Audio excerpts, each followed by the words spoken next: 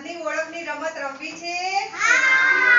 તો આપણે અહીંયા મીઠું લીધું છે, ગોળ લીધો છે અને લીંબુ લીધું છે. તો એનું પાણી મેં આ કપમાં કરેલું છે અને કવિશભાઈના આંખે મેં પાટા બાંધી દીધા છે. તો આપણે એમનું એક એક પાણી એમનું ચખાડીશું કેવું લાગે એ. ચલો કવિશ, આનો સ્વાદ કેવો લાગે? ખાટો. તો આ શું કહેવાય ભાઈ? લીંબુનો સ્વાદ કેવો હોય? સરસ.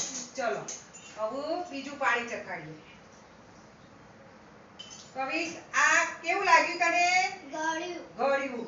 તો આ શેનું પાણી છે? ગોળનું. શેનું?